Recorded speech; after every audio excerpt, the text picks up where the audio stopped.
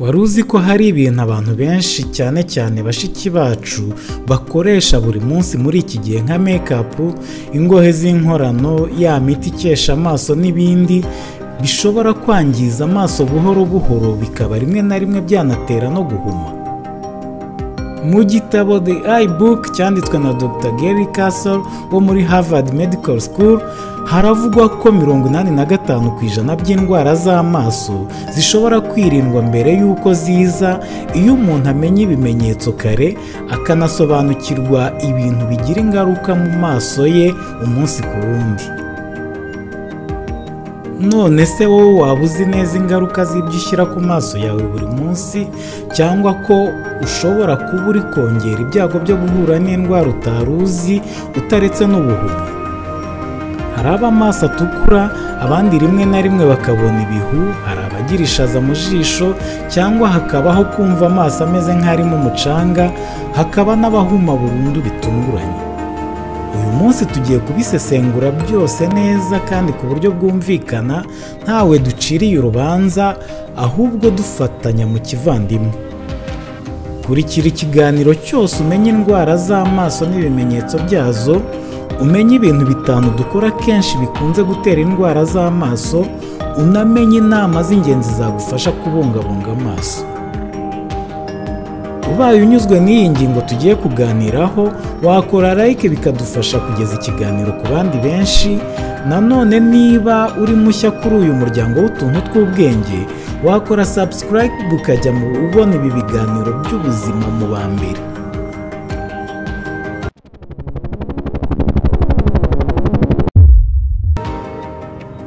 Muraho neza nshuti z'utuntu tw'ubwenge. Uyu munsi tugiye kuvuga ku kintu gikomeye cyane mu buzima bwacu, ibintu 5 dukora bikunze gutera indwara z'amaso. Kuko burya indwara nyinshi z'amaso ziravurwa zigakira, ariko nanone n'izidakira zishobora kwirindwa, kandi benshi bazirwara kuko bafashe amaso yabo nabi, kwirengagiza kwisuzumisha no kutivuza, ahubwo bakagerageza kwivura.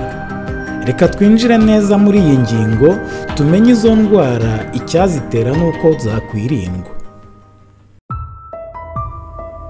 Indwara z'amaso ziza mu buryo butandukanye. Hari amaso atukura, kumva ameze nk'arimo umucanga, cyangwa se ameze nk'ayatokowe.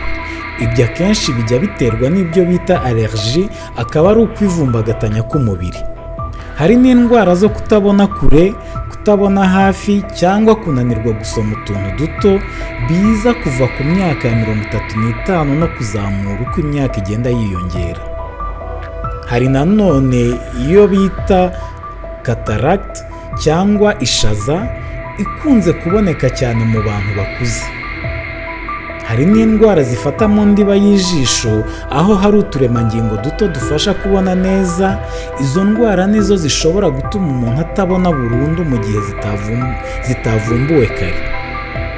Ibimenyetso byo kwitaho rero ni byinshi, birimo nko kubabara amaso, kutabona neza nka mbere, kubona ikintu ukakibonamo ibintu bibiri, kubona imirabyo cyangwa imikororombya, cyangwa ukabona ibihu, cyangwa kubona utuntu dusa nk'umubu mu maso, ibyo bita floaters. Hari kandi n'uburwayi butagaragaza ibimenyetso na bimwe, ugahita uhuma mu buryo butunguranye.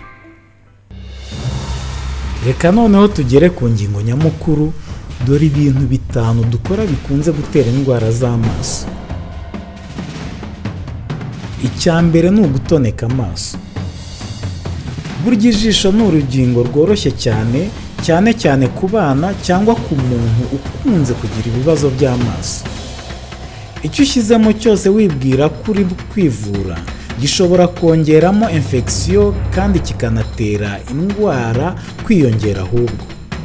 Hari abumva amaso abariye gato bakayabyiringira, hari ababyeyi babona amaso y'abana ameze nk'arwaye bagashyiramo amashereka nk'umuti, n'ibindi byose washyira mu maso yawe rwose birayatoneka kuko ni urugingo rworoshye. Icya kabiri mu bitera indwara z'amaso ni ukugerageza kwivura. Abantu benshi iyo bagize akamenyetso gato k'uburwayi bw'amaso bagerageza kwivura, ariko burya niyo wagura umuti muri farumasi si byiza kuwukoresha utisuzumishije, kuko abenshi baba barwaye za allergies kandi iyo miti myinshi itangwa ikuraho gusa ibimenyetso. Burya allergies ntizikira, ariko iyo zisuzumwe zigenerwa imiti ikwiye bitewe n'urugero rw'uburwayi n'indwara kuri buri muntu. Ubuzima bw'iki gihe nabwo bwashyize amaso ku gitutu. Ubuzima bwo kwiga ndetse n'ubw'akazi busaba gusoma cyane, kureba kuri telefone cyangwa mudasobwa, tukamara igihe kinini tureba gusa ibitwegereye, kandi burya amaso aba akenewe kuruhuka areba n'ibintu byitaruye. Ibyo byose bituma amaso ananirwa, ntaba akibasha kubona neza ibiri hafi. Aho niho hakenerwa inyunganizi, ariyo ayo mataratara agomba gutangwa n'umuganga nyuma yo gupima. Byumvikane nanone ko kwambara amataratara cyangwa rinete utarwaye atari byiza, kuko bishobora gutera umunaniro n'imihindagurikire mu kureba kwawe. Rinete ni umuti, ntabwo ari umurimbo. Igihe cyose imbaraga karemano z'ijisho zigikora, ntabwo riba risaba inyunganizi. Muri make, kutimenyereza rero gucishamo tukareba n'ibintu biri kure kenshi biri mu bituma turwara amaso. Hari imiti abantu bakunda gushyiramo kugira ngo amaso abe umweru. Iyi miti ifunganya imitsi mito y'amaso ikwiza amaraso mu jisho mu rwego rwo kuyafasha mu mbaraga zo kubona. Iyi mitsi rero ishobora kubyimba kubera kunanirwa, kudasinzira neza, kurwara kw'ijisho n'ibindi. Hari abihutira gushyiramo iyo miti kugira ngo ayo maso ase neza, ariko mu by'ukuri uba wambura amaso yawe gukora uko bikwiye. Ibyo bigira rero ingaruka z'ubuhumyi mu gihe kirekire, kuko uba wafunze imikorere y'imitsi y'amaso. Icya gatanu rero cyateye kizatera icyorezo cy'indwara y'amaso ni izi ngohe z'inkorano, ibyo bita eyelashes. Izo eyelashes bashiki bacu bomeka ku maso hakoreshejwe kore, burya zifunga utwenge tw'amaso dusanzweho ingohe, aho ingohe zitereye. Izo ngohe z'inkorano zibuza utwenge tw'ijisho gukora amarira n'amavuta arinda ijisho, kuko rero ijisho rigomba guhora ribobereye kugira ngo ryikarage neza.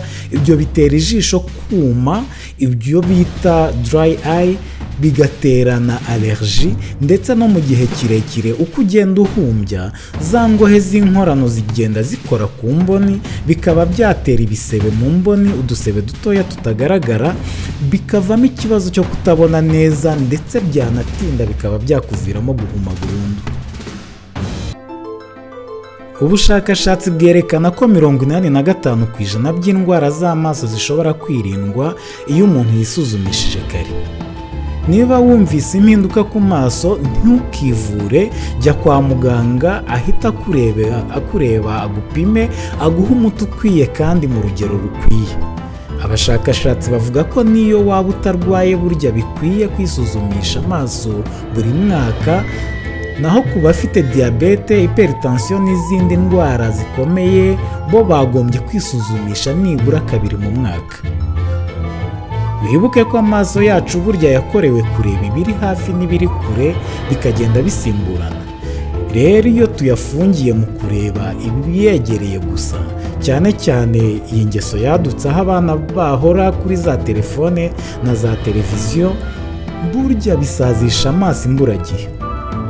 Babyeyi rero musubire ku muco wo gusohokana abana, bakinire hanze, barebe ibiri kure. N'abakuru namwe mwajya mufata igihe cyo gutembera mukaruhura amaso yanyu. Nanone ubushakashatsi butugira inama yo kuruhura amaso dukoresheje itegeko rya 20×3. Ni ukuvuga iminota 20. Iyo uyimaze ku bikoresho by'ikoranabuhanga, fata amasegonda 20, urebe ikintu kiri muri feet 20, arizo metero 6. Ibi bituma amaso adakomeza kubangamirwa n'uko kureba ibiri hafi gusa, bityo bikayafasha kuruhuka no kwirinda umunaniro utera kubabara cyane no kutabona neza. Nubwo kandi hari make-up n'imiti icyesha amaso byadutse, ni wowe ugomba kwitondera ibyo ukoresha kuko byose bigira ingaruka mu gihe kirekire. Abenshi ntibaba banazi igihe bikwiye gukoreshwa cyangwa uko bahangana n'ingaruka zabyo, niyo mpamvu ugomba kugira ubushishozi bwinshi ku byadutse byose. Nanone kwambara rinete si ubusirimu ni ubuvuzi. Bimwe mu bivugwa ko kwambara amataratara cyangwa rinete byongera indwara y'amaso si byo namba, kuko nta muntu rwose uhumira ku mataratara, ahubwo utayambaye kandi uyakeneye nibwo wahuma. Naho ibivugwa ko ngo amashereka nayo avura amaso cyangwa indi miti y'amatakirangoyi ku maso, ibyo nabyo si ukuri, ahubwo bitera allergies z'amaso.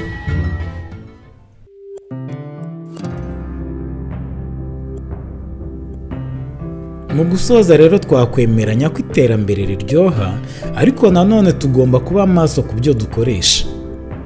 Ibintu byose dukora bifite ingaruka mu gihe kirekire, aho dushobora kwisanga dufite indwara z'amaso byaba bibi tukanahuma burundu, kandi amaso ari cyo gice cy'umubiri dukoresha buri munsi. Niba ushaka ubuzima bwiza bw'amaso rero, tangirira hano, wite ku kwisuzumisha, kwirinda no guha amaso yawe agaciro, wirinda kuyashyiraho ibintu ibyo ari byo byose bibonetse. Murakoze cyane rero kumva utuntu tw'ubwenge. Niba aya makuru yagufashije, wakanda like, ugakora na subscribe, ugasangiza iki kiganiro abawe.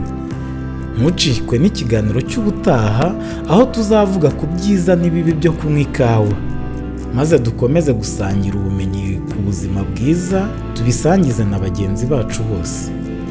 Turabakunda abantu bacu, mugire ibihe byiza.